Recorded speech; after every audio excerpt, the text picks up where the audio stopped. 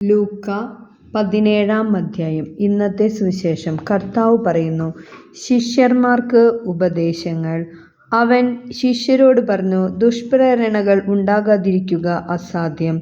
എന്നാൽ ആർ മൂലം അവ ഉണ്ടാകുന്നുവോ അവനു ദുരിതം. ഈ ചെറിയവരിൽ ഒരുവന് ദുഷ്പ്രേരണ നൽകുന്നതിനേക്കാൾ നല്ലത് കഴുത്തിൽ തിരിക്കല്ലു കെട്ടി കടലിൽ എറിയപ്പെടുന്നതാണ്. നിങ്ങൾ ശ്രദ്ധയുള്ളവരായിരിക്കുവിൻ. നിന്റെ സഹോദരൻ തെറ്റു ചെയ്താൽ അവനെ ശാസിക്കുക, പശ്ചാത്തപിച്ചാൽ അവനോട് ക്ഷമിക്കുക. ദിവസത്തിൽ 7 പ്രാവശ്യം അവൻ നിനക്കെതിരായി പാപം ചെയ്യുകയും 7 പ്രാവശ്യം തിരിച്ചുവന്ന് ഞാൻ പശ്ചാത്തപിക്കുന്നു എന്ന് പറയുകയും ചെയ്താൽ നീ അവനോട് ക്ഷമിക്കണം. അപ്പോൾ അപ്പൊസ്തലന്മാർ കർത്താവിനോട് പറഞ്ഞു, ഞങ്ങളുടെ വിശ്വാസം വർദ്ധിപ്പിക്കണമേ. കർത്താവ് പറഞ്ഞു, നിങ്ങൾക്ക് ഒരു കടുകുമണിയോളം വിശ്വാസമുണ്ടെങ്കിൽ ഈ